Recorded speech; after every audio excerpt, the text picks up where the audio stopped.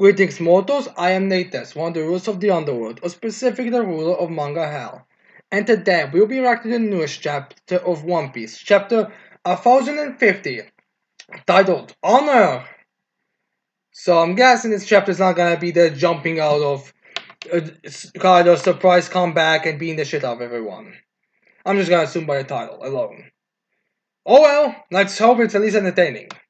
So anyways, we start the show with our page of the Germa's story, as we see basically just Ichiji kicking Brownie in the face and having him bleed a bit. That pineapple guy getting set on blazed, and Ichiji holding Aang by the throat as she tries to go for a stab. As Yunji just looks at him right now, which I thought they were already out of the calves, but I guess they're not. I'm not exactly sure. So yeah, it goes pretty much how we were expecting. Although it's kind of weird how we're already here, well, like 2 chapters ago we just had like the entering. Maybe something else, but we don't know for sure for right now. Although you gotta be honest, gotta be totally honest, it's kind of funny to think that like Ichi is like holding the youngest daughter right now by her throat, because what can she do? Like out of all the big mom pirates, I think even a more difficult one should also be in the room, but for some reason it's just like the little one that's being held right now. It's just kind of funny in my opinion. I don't know why. Maybe I'm a sick freak, but it's just kind of funny how. Oh no, we have to take we have to take care of the little girl that was screaming about fire a few seconds ago. It's just kind of funny in my opinion. Anyways, there we see a shot of Kaido falling down the weird hole as we see him turning back to normal. As we have the narrator saying, shaking ever deeper, as we see Kaido falling and falling and falling. As then we see a bit of a shot of hole made by Kaido, hole made by Big Mom. As then we see like a hole where Big Mom and Kaido are, we see those two holes, so they're just going down and down and down and down. And by looks of things, Kaido's actually falling into the molten lava right now.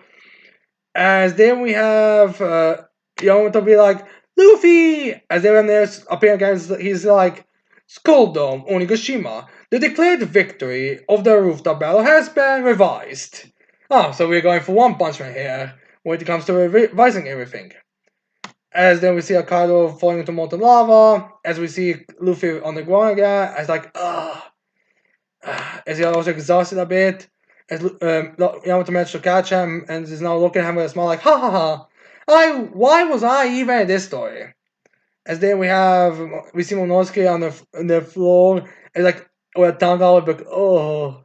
As then we see like a bunch of the Wano citizens be like, up and away. As then Yamato screaming, you guys really are something. I can't believe it. Which is kind of fun because she's like one of the girls, people who was constantly is talking about how they're gonna be able to win and all that, and how they gotta bring it, but fine, whatever.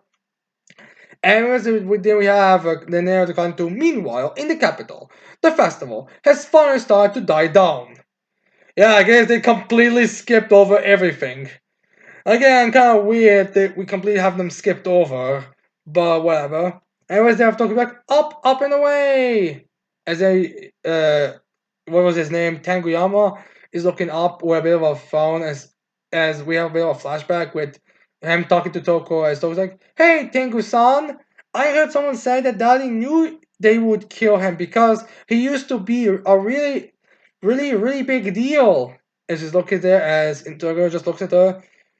As then she also says, but then he decided to let himself get caught away. Why would he do that? Kind of no speech here, but maybe it's just an error, or maybe it's just the translations thing. Because let's be real, that's clear what we're supposed to be focusing on right now. Is then Tengu just like episode tones, friendly resident or oddball shall now make his grand final journey. I think that's just the flashback of his final words. As they were Tengu just saying to Toko, Yoshidono gave his life in order to give this country one last chance. As then Tengu again looks up, is like, if he did not, the embers of hope we were entrusted with would have been snuffed out in an instant. He sacrificed himself for the future. As then we see like a flashback panel of Yasui and Toko together. As then we have Yasui like, Toko, don't tell me you ate that food! As then we have Toko just smiling, ha ha ha. As then we have Yasui just going to smile, like, well then, why don't I have a bite too? As then we see a shot of them like be all happy and smiling, I guess. In case anyone was wondering, yes, Yasui also ate some of the smile fruit, so he wasn't just just acting. He was actually the under effects of smiles. As they have Toko, he hoped that one day you actually that's Tango be like he hoped that one day you would be able to live happily. So it was for me. As I was like, so it was for me. As they have Toko be like, that's right. Then let me change my message. How is this? As then Tango just looks at that, be like, for samurai, there is no greater. As he kind of weeps at it and smiles in it. Which I honestly I'm kind of curious why Toko was even in the story. Was this like the only reason to have like a daughter there? I mean, I feel like the story could have worked just as well with maybe just some random children be here or something. I don't really know. So, anyways, then we have uh so greater honor. And you see the message, and it's like, "Thank you, Daddy," instead of "I want to see you again," which does kind of ruin the look of the all things because one's like literally stuff, but still a good message. Do you see Toko smiling again? Even though Toko is stuck smiling, I feel like this is like one of the more legitimate smiles on her face. As Toko also smiling, looking up. What was even the point of him in the story? Was it just to be some exposition piece? Anyways, they have everyone again saying up and away. Then we cut to the skull dome as Nekamushi is looking over the things. I guess that's where he was running to because the whole thing was falling down. As then we have Nekamushi be like, this sure takes me back. The sky lanterns from the fire festival. Now then, everyone listen up. There is no doubt about it now. Luffy drilled Kaido straight down into the ground. Which is not exactly wrong, but still, it's more or less accurate. So yeah, then we see like a bunch of the samurai interacting, as then we have Nakamushi be like, and Momonosuke-sama used his gigantic dragon form to prevent Onigashima from crash landing. As then Nakamushi also like tried to I guess correct himself. Ain't that right? As we have Miyamoto just screaming from the ground, be like, "You got it!" Which is just kind of funny. Which actually, I'm not sure if they can actually hear each other right now. Like, I'm guessing that Nekamushi has like one of those Marys nearby or something. I think there was one that we know that was nearby, but it's kind of weird for. But it's kind of weird that that they are able to hear it right now. As then we have some of the samurai be like, that pink dragon was Momonosuke-sama? Seriously? I had no idea. He had a Padara fruit. Which, wait, wasn't it stated beforehand? Or am I just misremembering how Momonosuke and his giant dragon form appeared at the beginning of the rooftop? Maybe I'm misremembering, it's possible. As then we have Maneka Mushi smile like, it's been 20 years since this feud over Odin's regret began, and now it's finally over. As I get actually not, but also he's actually using one of those like small snail things for communication. As then like yes. As they have the samurai be like, "We won, yeah! We beat two emperors of the sea. I've never expected us to survive." Really? Why not? Didn't Hyuga literally say that I don't feel like I can die? I guess that was a false death flag as well. I mean, it's the one that made death flags by the looks, the false death flags. Anyways, then we see Kawamatsu like all smiling, like has a bandage over his eye. We see us be like, yes. Then we see a weird panel with Indenjiro and yeah, and Komasaki. I'm guessing are just overjoyed. Then we have a shot of Killer and Kid being reunited. Be like, boy, do you want to run away like a cow now? Because I'm really not wanting anything to do with this anymore. Then we see Beppo like hugging Law. As then we have Abu be like, Straw Hat took down Kaido? So yeah, I guess he's surprised because he didn't expect that. Everything a shot of Nami Mitama happy and being, yay, we won! Then we have Zeus in the air. We have the dog also there, and Marco just trying to be all chill and calm. Then we see all the samurai celebrating, yay, yay! As then we have for Usopp be like, Chopper, these two are in bad shape, as he's basically Kiko and Kinemon. Then we have Frankie showing also be like, Chopper, Zoro's not opening his eyes. As they have Chopper working his eye, all he can as his eyes actually crying. As then we have Chopper saying, Dr. Chopper! Well, someone screaming, Dr. Chopper, we need you! As Chopper is saying, Miyagi, there's too many casualties coming! As then Miyagi says also, like, I'll lend you a hand. As then we also see the girl being there. Was it Trisha or something? I'm not exactly sure. I'm just freaking D on for some reason. And she also has like a bunch of medical stuff. So I guess they'll be healed by two fucking, by three fucking animals. Does Zoma have more doctors? Seriously.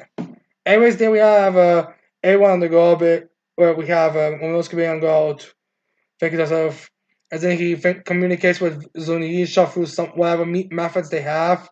As Momonosuke like, Zunisha, can you hear me? I have given it a lot of thought.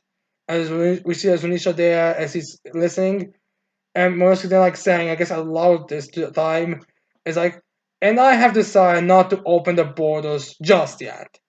Logical. I feel like you should open the borders after the whole world government stuff is done because let's be real, the Digit's probably just going to be staying for right now. Although I feel like this kind of like a cop out. Like, you wondering how it's gonna be dealt with the world government and all that? Well, that's a simple answer. They're simply not gonna open the borders now. Again, kind of weird, but fine. Anyways, then we have a shot of Zanisha be like, very well, I shall follow your lead. I trust your judgment. As Zanisha just kind of walked through this. So I guess then, so I guess the Minks are just gonna jump on Unisha now, or people, or is Unisha gonna be used to throw the Beast Pirates to the Marines, or how is this gonna go now? It just kind of feels very weird. Anyways, there we have Momonosuke like, thank you, I'm sorry.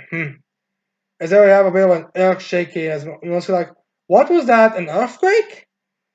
As they have some of the beast parts be like, you trash are getting ahead of yourselves. We still have greater numbers than you. You shouldn't have let your guard down. Just give up. As then we see some of the beast parts with catapults. Which, I think we really should have expected this. Like, alright, you remember how a few chapters ago we had like Kaido showing up and screaming about how they're all gonna be slaves and all that type of stuff? Well, how do I say this? There's nothing really all that significant that says something like this doesn't happen, or, it's gonna take a little more. Like, no one actually saw that happening. Like, all we have is basically the same level of statement that we got with Kaido a few chapters back.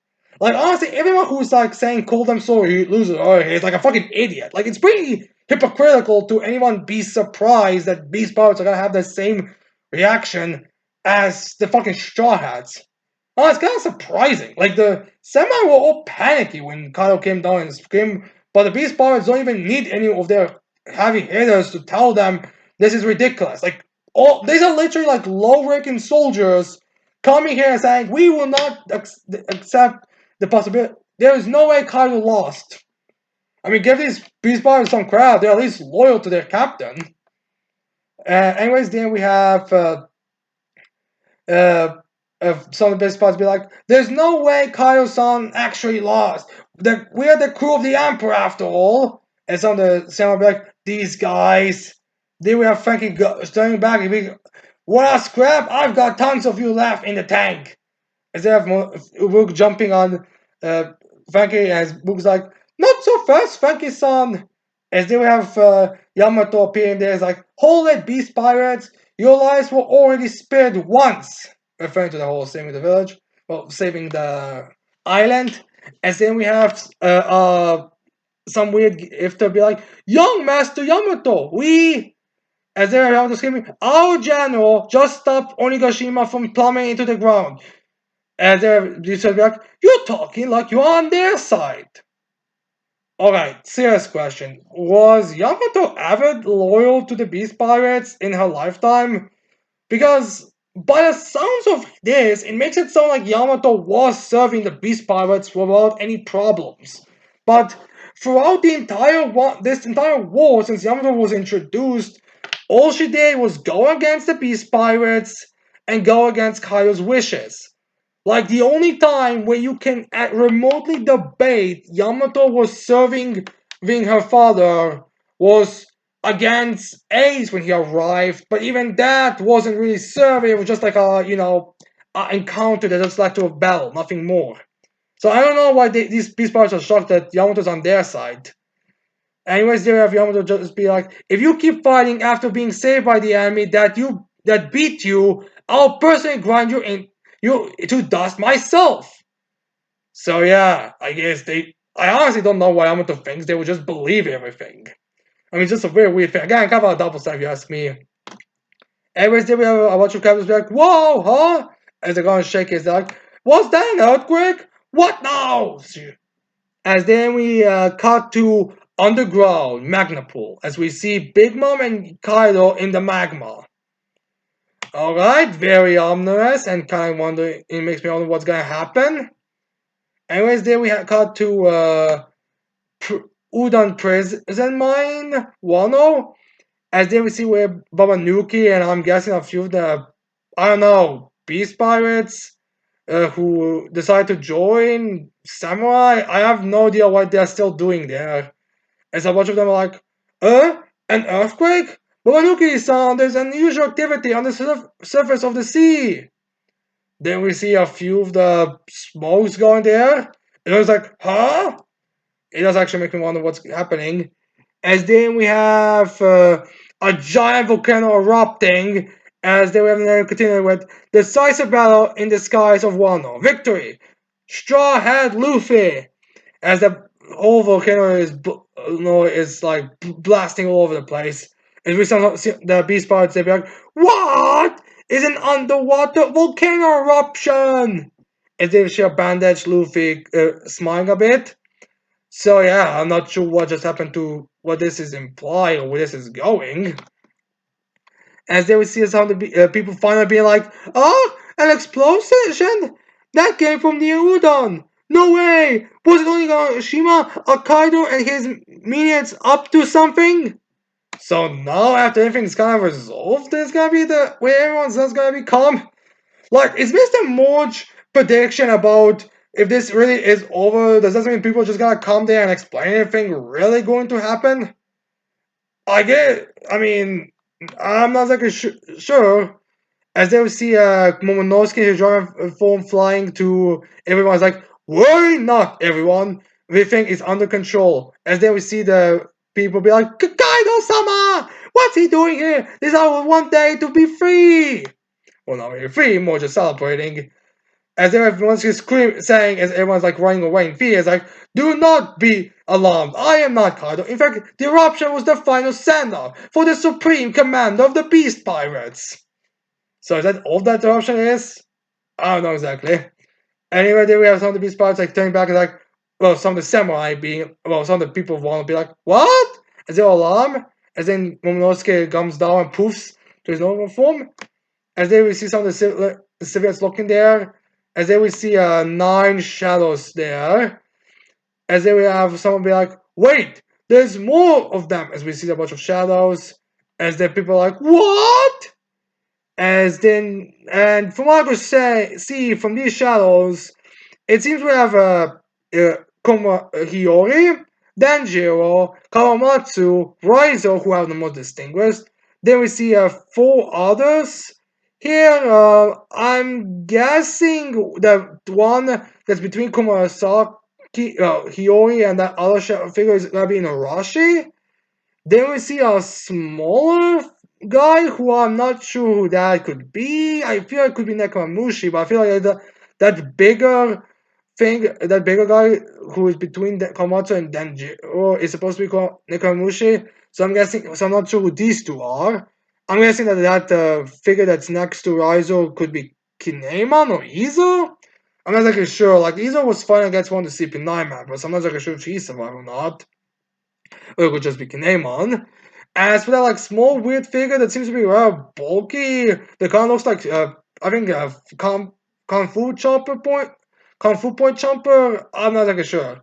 I'm guessing just gotta be the 9 scabbards here because we're almost close to that number, and there was a prophecy about the 9 shadows or whatever showing up and all, but still kind of weird. I guess that's what's gonna be revealed later. Anyways, then we see some people like Komasaki-sama. She a ghost. There was a feud and everything. Are we dreaming? Because Komasaki like the most beautiful person there, and everyone would kind of know her. And then we get like the final panels of the chapter. And then we see a few of the guys and girls all be like, "That beauty can't be faked." So yeah, I guess it's all fake. Then Jiro passes her as he's like, "Wait, Boss Kyosho, where's your patent Pampador?" As you remember, he had at the beginning. Again, that's literally the things I got focused on the most. Weird, I would focus on anything else the most, but I guess Pampador is important as well. And then we have Denjo saying, "Well, this is going to be a long story. First, allow me to present the new Shogun of Wano." And then we have another saying at the end, "The winds of change." End of chapter. So I guess we're going with Mr. So yeah, the best way I could describe this chapter in one word, honestly, is just this chapter is pretty much what Mr. Morge predicted. Like, down to a T. Like, I think when he made his review of this chapter, he literally said this is exactly how he expected it to go. And yeah, and even how he he even got the how he expected like this is like the end of the final that the end of the final that done as well because he was like, "What? Are people just gonna walk there and explain everything?" Because that's exactly what happened. Granted, they flew there by Momonosuke, but still, kind of pretty much what happened. They got there and explained everything. So yeah, as for the next chapter, I'm honestly not. I'm honestly not sure. Like, a part of me wants to believe there was gonna be like a kind of last minute plot twist that with like how wins and like that. Like, I'm on kind of the Mr. Morge bandwagon here. So yeah, I kind of feel like that should happen, but I could also say like be the ending, although it's still kind of like a weird kind of the party's over, so let's have another party to celebrate their victory. Again, kind of a weird thing. I'm guessing something's gonna happen, and honestly, I could see the next chapter again be mostly like that. It's more where the ending of the chapter of the next one is coming to that really matters. Hell, that would actually be a perfect thing. Like, we have the next chapter pretty much just being explained, all happy and cheering, but in the final page, we have something like something ominous is happening in the magna because, well, let's be real, okay? Both Kaido and Big Mom falling into magma and then just erupting just feels like this build up to something, but I'm not exactly sure on what. Also, this question: the Big Mom Pirates guys gonna appear at the end of the Wano, and also what are they gonna like do? Like, seriously, question: when the Big Mom Pirates show up, what's actually going to happen then?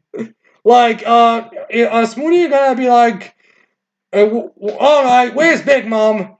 And then people are like, oh yeah, she burnt. And then like we don't think I can improve it. In fact, maybe first person's gonna say, but I'm honestly kind of curious on how that's gonna go. So we will see on that front how things are gonna turn out there. Right now, in this chapter, it's just kind of like the finale. There's nothing real that special. Kind of like the finisher. There's nothing really all that it's kind of just your standard, typical like, yay, celebrating, we won, and there's like eruption.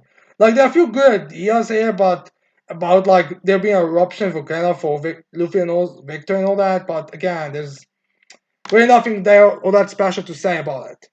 So, anyways, I hope you guys like my reaction to this chapter. I hope you leave a like and subscribe to for the channel for more videos in the future. And with that said, I cannot wait to see all of you mortals next time. Goodbye.